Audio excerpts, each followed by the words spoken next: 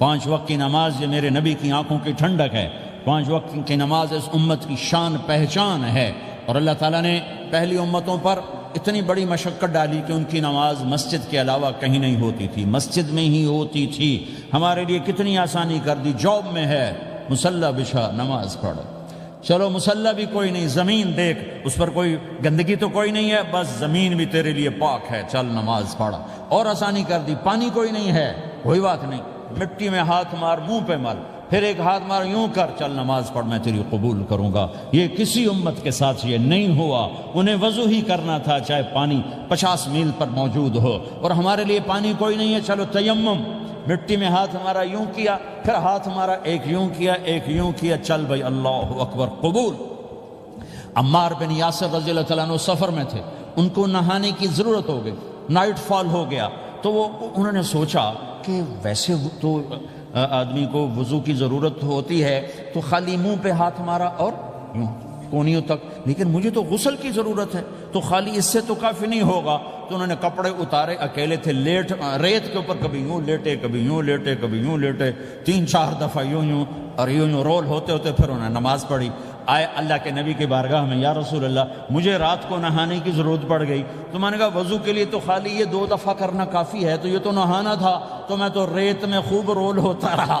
میرے نبی نے انما یکفیک ضربتان، ارے سیدھے بندے عمار، اس کے لیے بھی اتنا ہی کافی تھا کہ تو یوں کرتا اور یوں کرتا اور تو پاک ہو جاتا۔ اللہ نے اس نبی کے طفیل، اس محبوب مصطفیٰ صلی اللہ علیہ وسلم کے طفیل، اللہ نے کیا کیا سہولتیں اور آسانیاں ہمیں عطا فرمائی۔ پھر نماز 4 کی 2 رکعت کر دی کہ بھئی تم مسافر ہو 2 پڑھو، روزے میں سفر میں روزہ معاف کر دیا، بعد میں رکھ لینا، بعد میں رکھ لینا، قضا کرنے کو حکم، بالکل چھوڑنے کا نہیں۔ اور کہا کہ بھائی مریض ہو چھوڑ دو، مسافر ہو چھوڑ دو، اور نماز 2 رکعت کر دو، سنتیں چھوڑ دو۔ ابن عمر رضی اللہ تعالیٰ عنہ بیٹھے تھے تو انہوں نے 2 رکعت پڑھ کے بیٹھ گئے، تو ان کے خادم نے کہا سنتیں نفل نہیں پڑھو گے؟ کہا اگر پڑھنا تو 4 فرض پڑھتا میں، میرے اللہ نے معافی دے دی تو میں کیوں پڑھوں؟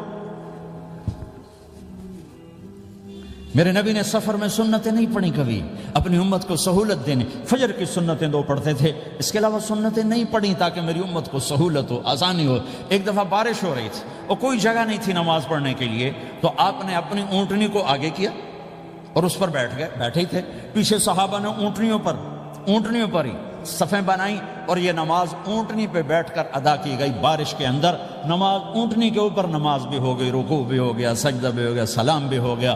پہلی امتوں کے لیے نہیں تھا، سجدہ ہی کرنا پڑے گا۔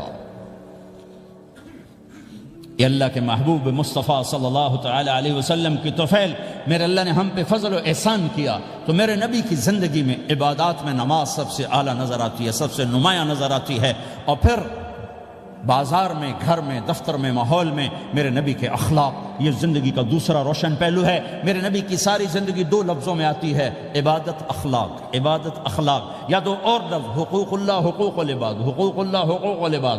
حقوق اللہ میں نماز سب سے اعلیٰ، اور حقوق العباد میں لوگوں کی برداشت کرنا، لوگوں سے درگزر کرنا، معاف کرنا، جھوٹ سے بچنا، دھوکے سے بچنا۔ میرے نبی سے پوچھا گیا یا رسول اللہ مسلمان کنجوس ہو سکتا ہے؟ ہم نے کہا ہو سکتا ہے۔ یا رسول اللہ مسلمان کمزور ہو سکتا ہے، بزدل ہو سکتا ہے، ڈرپوک ہو سکتا ہے؟ آپ نے کہا ہو سکتا ہے۔ یا رسول اللہ مسلمان جھوٹ بول سکتا ہے؟ آپ نے کہا نہیں، جھوٹ نہیں بول سکتا، جھوٹ نہیں بول سکتا۔ ہاں، الا لعنت اللہ علی الکاذبین، جھوٹوں پہ اللہ کی لعنت۔ اس لعنت کے ساتھ 400 پاؤنڈ بچا لیے، 4000 بچا لیے، 4 ملین بچا لیے، 4 بلین بچا لیے، 4 ٹریلین بچا لیے، ساری دنیا کو بچا لیا، اور اوپر اللہ کی لعنت پڑی تو اللہ کی قسم گھاٹے کا سودا ہے۔ اور سچے ہو گئے، سچ بولا، یہ میں 100 پاؤنڈ کماتا ہوں، لے لو جو لینا ہے اس میں سے، یہ میں 1000 پاؤنڈ کماتا ہوں، لے لو جو لینا ہے، یہ میں 50,000 پاؤنڈ کماتا ہوں، لے لو جو لینا ہے، کہ مسلمان کی زبان سے جھوٹ نہیں نکلتا، سچ ہی بولتا ہے۔ آپ تشریف لے جا رہے ہیں، ایک آواز ہے یا رسول اللہ، آپ نے یوں دیکھا، کوئی نظر نہیں آیا، پھر آواز ہے یا رسول اللہ، تو آپ نے دیکھا کہ ہرنی ڈیر چھوٹی وہ کھڑی ہوئی، رسی میں بندھی، تو آپ نے کہا کیا ہوا؟ کہا جی آپ کا صحابی مجھے پکڑ کے لایا ہے، میرے چھوٹے چھوٹے بچے بھوک سے رو رہے ہوں گے، آپ مجھے چھوڑ دیں، میں بچوں کو دودھ پلا کے واپس آ جاتا، مجھے پتا ہے میرے اللہ کی تقدیر میرے بارے میں کیا ہے۔ تو آپ نے کہا اگر تو واپس نہ آئی تو پھر تو اس نے کہا مجھے اللہ جہنم میں ڈال دے۔ آپ نے اس کی رسی کھول دی، خود وہیں بیٹھ گئے۔ اس نے دوڑ لگائی اور پہاڑوں میں گم ہو گئی۔ تھوڑی دیر کے بعد وہ دوڑتی ہوئی آئی اور آ کے سر یا رسول اللہ میں حاضر ہو جاؤں۔ تو آپ نے اس کو باندھ کے وہیں آپ بیٹھ گئے نہیں۔ دیر کے بعد وہ صحابی آئے جنہوں نے اس کو شکار کیا تھا، پکڑا تھا، تو کہنے لگے، ان کا یا رسول اللہ آپ یہاں کیسے؟ کہا میں ایک درخواست لے کر آیا ہوں۔ کہا کیا؟ کہ یہ ہرنی مجھے ہدیہ کر دو۔ کہا یا رسول اللہ سب کچھ آپ کا ہے، کہنے بس یہ ہدیہ کر دو۔ یا رسول اللہ حاضر۔ تو آپ نے اس کو لے کر رسی اس کی گردن سے نکالی کہ جا بچی اپنے بچوں کے پاس جا کے خوشی منا، سچ نجات دیتا ہے اور جھوٹ ہلاک کرتا ہے۔ ایک ہرنی جان کی بازی کھیل گئی سچ بولنے کے لیے، تم چند پونڈوں پہ جھوٹ بولتے ہو، ایمان کو برباد کر کے رکھ دیتے ہو۔ مسلمان جھوٹ نہیں بولتا، مسلمان دھوکہ نہیں دیتا، مسلمان کی زبان سے سخت بول نہیں نکلتا، کسی کو بے عزت نہیں کرتا، کسی کو کی بے اکرامی نہیں کرتا، کسی کا دل نہیں توڑتا، کسی کو ذلیل نہیں کرتا، خود سہتا ہے، اوروں کو خوشیاں دیتا ہے، خود دکھ سہتا ہے، اوروں کو راحت دیتا ہے، خود تکلیف سہتا ہے۔ یہ میرے نبی کے اخلاق ہیں، یہ میرے نبی کی زندگی ہے، اور یہ اسلام کا سب سے بڑا چیپٹر ہے اور سب سے مشکل چیپٹر ہے۔ جب میرے نبی نے لمبی نمازیں پڑھی تو اللہ نے روک دیا کہ میرے حبیب ما انزلنا علیک القرآن لتشقى، اتنی لمبی نماز نہ پڑھ کے تو تھک جائے۔ میرے نبی نے تبلیغ میں زور دکھایا تو اللہ نے روک دیا، فلتذهب نفسك علیہم حسرات، میرے نبی اتنا غم نہ کر کے آپ خود ہی آہیں بھرتے بھرتے آپ مر جائیں۔ میرے نبی نے مال سارا خرچ کیا، اللہ نے اس سے بھی روک دیا، ولا تبسطها كل البسط فتقعد ملوما محسورا، اتنا خرچ نہ کریں کہ آپ خود پھر دکھی ہو کے بیٹھ جائیں۔ خرچ کرنا بہت بڑا عمل، تبلیغ سب سے سارے عملوں کا سردار عمل، تبلیغ سے بڑا کوئی کام ہوتا تو اللہ نبیوں کو دیتا، اگر تبلیغ سے بڑھ کر کوئی کام ہوتا تو اللہ نبیوں کو دیتا، گشت سے بڑھ کر کوئی محنت ہوتی تو اللہ نبیوں کو دیتا۔ 950 سال نوح علیہ السلام گشتی کر رہے ہیں، اور اللہ کی مان لو، اللہ کی مان لو، اتنا عظیم عمل کا میرے نبی درمیانہ نماز سب سے بڑی عبادت، میرے نبی درمیانہ کام، لیکن جب میرے نبی نے اخلاق اچھے کیے، دشمن کو معاف کرنا۔ تو ایک آدمی آپ سوئے ہوئے تھے، آپ کی تلوار لٹکی تھی، ایک آدمی آیا، اس نے آپ کی تلوار اتاری اور یوں ہماری پسلی میں، آپ اٹھ کے بیٹھ گئے۔ اب وہ قتل کے ارادے کے لیے آ چکا ہے اور تلوار یہاں ہے، کہتا من یمنعک منی، اب بول تمہیں کون بچائے گا؟ تو آپ نے مسکراتے ہوئے کہا اللہ، تو اس کے ہاتھ سے تلوار گر پڑی، تو آپ نے اٹھا لی، آپ نے یوں سیدھی کی، اب تو بچا، تجھے کون بچائے گا؟ وہ کہنے لگا مجھے تو ہی بچائے گا، وہ تو اللہ کو جانتا نہیں تھا، کہا بابا مجھے تو ہی بچائے گا۔ تو آپ کہتے ہیں اس کا سر اڑا دو، یہ نبی کو قتل کرنے آیا ہے۔ میرے نبی نے فرمایا کلمہ پڑھتے ہو؟ کہا نہیں پڑھتا۔ کہا جاؤ معاف کیا۔ یہ میرے نبی کے اخلاق ہیں۔ 20 سال جنہوں نے قتل کے منصوبے بنائے، مکہ والے، جب آپ مکہ میں فاتحانہ داخل ہوئے، ابو سفیان سب سے زیادہ آپ کو دکھ پہنچانے والوں میں پیش، تو آپ نے ابو سفیان کو عزت دی۔ جو ابو سفیان کے گھر میں داخل ہوگا اس کو کچھ نہیں کہا جائے گا۔ آپ تو ابو سفیان کو بلا کے سولی پہ لٹکاتے، اور آپ کہہ رہے ہیں جو ابو سفیان کے گھر میں جائے گا اسے کچھ نہیں کہا جائے گا، جو بیت اللہ میں ہوگا اسے کچھ نہیں کہا جائے گا۔ سارا مکہ سامنے، آپ یوں بیت اللہ کا دروازے پر یوں دونوں ہاتھ ایسے ٹکا کے کھڑے تھے، پھر آپ نے کہا میں کیا کروں گا اب تمہارے ساتھ؟ تو سہیل بن عمر نے کہا آپ کریم ہیں، کریم کے بیٹے ہیں، تو آپ نے کہا جاؤ میں نے معاف کیا۔ یہ اخلاق آج مٹ چکے ہیں، مردوں سے، عورتوں سے، علم والوں سے، خانقاہ والوں سے، تبلیغ والوں سے، سب زیرو ہوئے پڑے ہیں۔ جب تک یہ اخلاق زندہ نہیں ہوتے اسلامی زندگی قائم نہیں ہو سکتی، اسلامی معاشرت قائم نہیں ہو سکتی، اور دین دو چیزوں سے آگے پھیلتا ہے، ایک دعوت اور ایک اخلاق۔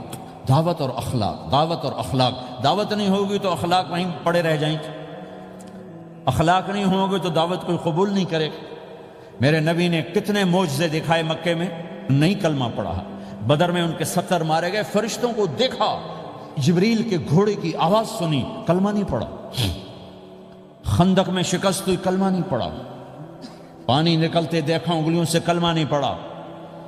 ایک بکرے کا ایک بازو پکایا، ایک بازو بکرے کا، ایک اگلا جو بازو ہوتا، اور 40 آدمیوں نے کھانا کھایا اور ایک بوٹی کم نہیں ہوئی، کلمہ نہیں پڑھا۔ لیکن جب میرے نبی نے کہا جاؤ معاف کیا تو سارے ہی کلمہ پڑ گئے کہ واقعہ یہ اخلاق نبی کے ہو سکتے۔ حنین کی جنگ میں جب بھاگے لوگ، شکست ہوئی، تو ایک صحابی کا بھاگتے ہوئے پاؤں ہمارے نبی کا پاؤں پر آیا، اور جوتا سخت تھا، تو آپ نے کہا اوجعتنی، اور آپ کے ہاتھ میں چھڑی تھی، آپ نے اس کو یوں ماری، اوجعتنی، ارے تو نے مجھے کتنا زیادہ درد پہنچایا، دکھ پہنچایا۔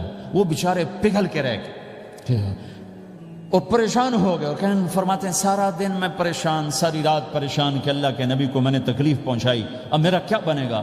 اگلا دن ہوا تو اعلان ہو رہا تھا بھائی جس کا پاؤں نبی کے پاؤں پہ آیا تھا اس کو اللہ کے نبی بلا رہے ہیں۔ تو صحابی کہنے لگے میں نے سمجھا بس اب میری تو دنیا بھی گئی اور آخرت بھی گئی، اب میرے اوپر کیس بنے گا اور مجھے ڈانٹ ڈپٹ بھی ہوگی، میرا کتنا بڑا گھاٹا نقصان ہوگا۔ یہ حاضر ہوئے ڈرتے ڈرتے، تو آپ نے فرمایا میرے بھائی کل میں نے تمہیں چھڑی ماری تھی، وہ مجھے معاف کر دینا، اور یہ 80 اونٹ تمہیں ہدیہ دیتا ہوں، 80 کیملز یعنی 80 پراڈو، 80 رینج روور کا یہ میری طرف سے تمہیں ہدیہ ہے۔ وہ حیران پریشان، یہ میرے نبی کے اخلاق ہیں، یہ میرے نبی کے اخلاق ہیں۔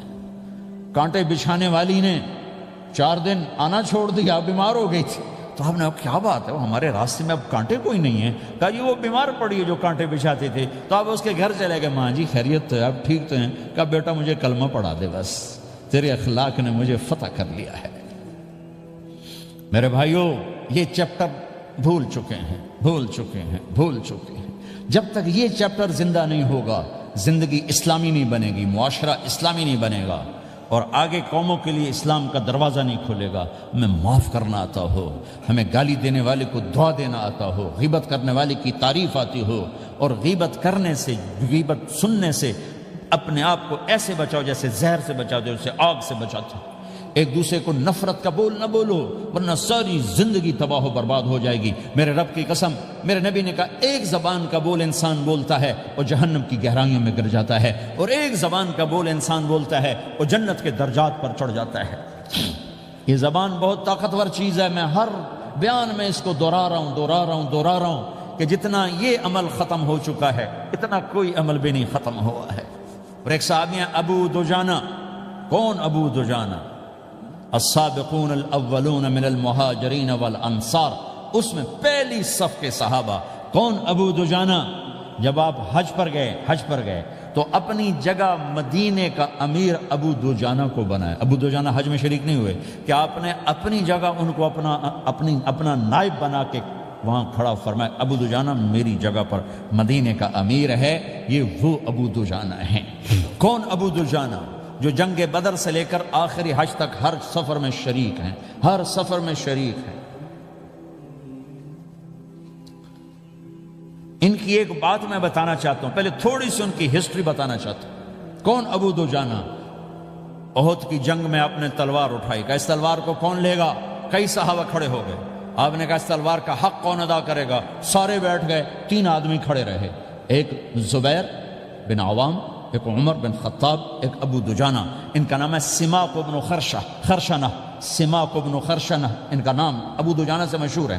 تو آپ نے تلوار نہ عمر کو دی نہ زبیر کو دی، ابو دجانہ کو دی تھی۔ تو عمر رضی اللہ عنہ نے تو محسوس نہیں کیا، حضرت زبیر نے محسوس کیا کہ اس کو کیوں دی، مجھے کیوں نہیں دی؟ میں مہاجرین میں سے ہوں، میں پھوپھی کا بیٹا ہوں، میں اس سے دلیری میں کم نہیں ہوں۔ بلکہ حضرت زبیر کی دلیری کی تو دھک تھی، جدھر سلوار چلتی تھی کاٹتی چلی جاتی تھی، کہنے لگا میں دیکھوں گا یہ کیا کرتا ہے۔ تو ابو دجانہ کے پیچھے پیچھے زبیر ہو لیے۔ تو ابو دجانہ نے جو حملہ کیا تو 3000 کا لشکر تھا، اس کو چیر کے پار نکل کے، پورے لشکر کو کاٹ کے پار نکل کے، اور آگے عورتیں کھڑی تھیں جو مکے کے لشکر کو تیار کر رہی تھیں۔ نحن بنات طارقی نمشی علی النمارق مشی القتل بوارق المسک فی المخالق المسک فی المفارق والدر فی المخالق ان تقبلوا نعانقی وتدبروا نفارقی فراق غیر وامقی۔ یہ گانا گا رہی تھیں اور ان کو تیار کر رہی تھیں۔ تو جب ابو دجانہ کی تلوار نظر آئی تو سب بھاگی، ہندا پکڑی گئی تو آپ نے یوں اپنی تلوار ہندا کے سر پر رکھی، انہوں نے چیخ ماری، تلوار ہٹا لی۔ تو زبیر پیچھے پیچھے کہ کیا کیا ہے؟ جنگ میں اگر کوئی عورت حصہ لے اسے مارنا جائز ہے، ویسے جائز نہیں ہے، عورت کو، بچے کو، بوڑھے کو ہاتھ لگانا جائز نہیں ہے۔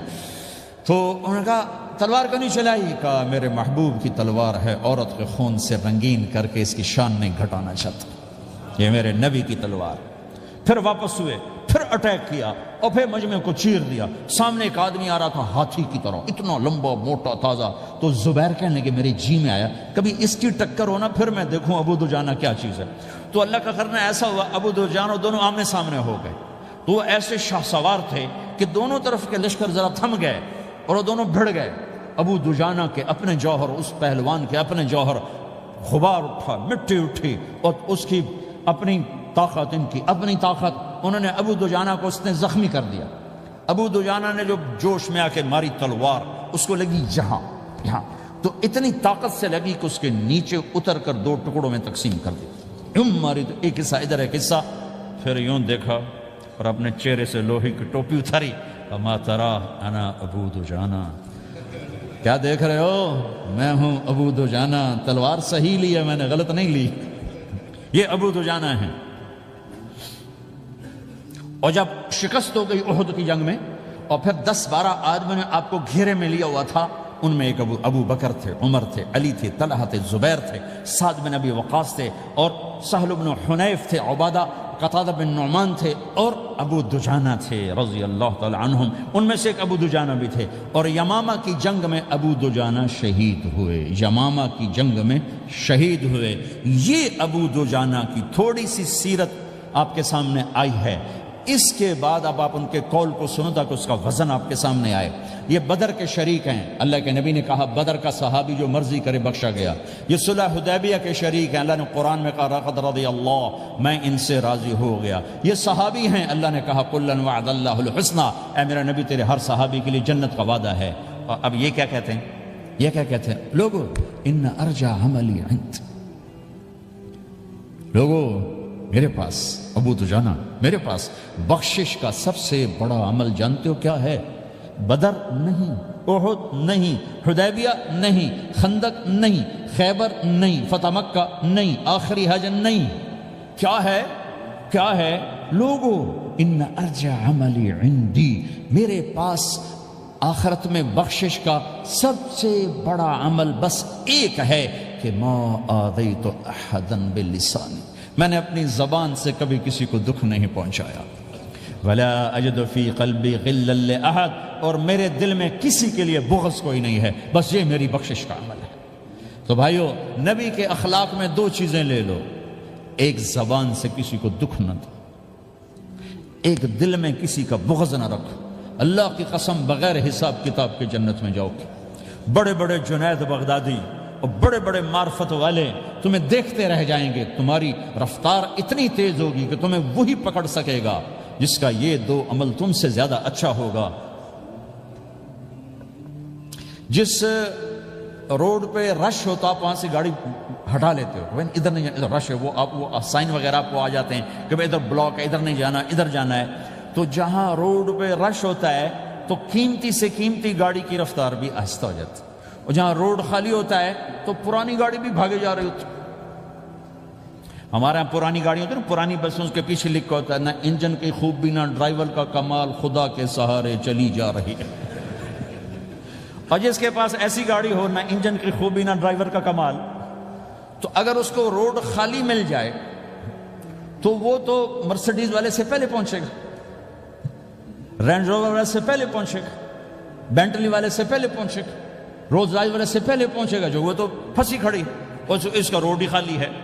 تو میرے بھائیو، یہ میں ایک مثال دیتا ہوں، عبادات کی روڈ پہ بہت رش ہے، نمازی بے شمار ہیں، روزے دار بے شمار ہیں، عمرے والے بے شمار ہیں، حج والے بے شمار ہیں، اور تہجد گزار بے شمار ہیں، علماء بے شمار ہیں، حافظ بے شمار ہیں، ذکر والے بے شمار ہیں، بہت رش ہے، تبلیغ والے بے شمار ہیں، لیکن جو اخلاق والا روڈ ہے نا، یہ خالی پڑا ہے۔ اس پہ موٹر زوکی پہ چڑھ کے آ جاؤ تو سب سے آگے نکل جاؤ، سائیکل پہ چڑھ کے آ جاؤ تو سب سے آگے نکل جاؤ، کہ روڈ ہی خالی ہے، اخلاق کا روڈ خالی ہے۔